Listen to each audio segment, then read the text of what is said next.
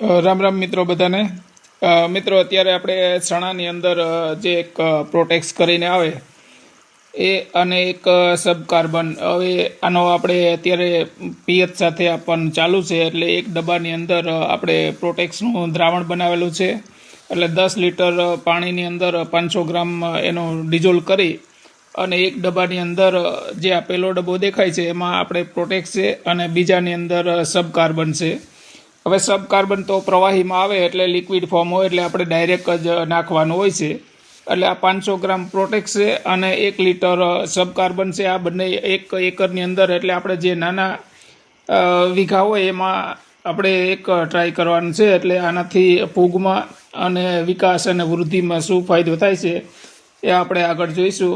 પણ અત્યારે આ આપણે આપવાનું ચણાની અંદર ચાલુ છે પહેલાં પિયતની અંદર, અને આમાં સુકારાનો શું ફાયદો થાય આપણે આગળ વિડીયો બનાવીને જોઈશું કે આમાંથી સુકારામાં આપણે કોઈ રાહત થાય છે કે સુકારો કંટ્રોલ થાય છે। અને ઓર્ગેનિક કાર્બન છે, હવે ઓર્ગેનિક કાર્બનથી આપણે એમાં વિકાસ અને વૃદ્ધિની અંદર શું ફાયદો થાય, અને બીજા નંબરની અંદર આ પિયત સાથે બી અપાય અને સ્પ્રે કરવો હોય તો આનો બંનેનો સ્પ્રે બી કરાય। એટલે આપણે જે ફાયદો થશે એ આપણે આગળ બતાવીશું વિડીયો બનાવીને કે આનાથી આપણે પ્રોટેક્સથી અને સબ કાર્બનથી શું ફાયદો થયો। Thank you.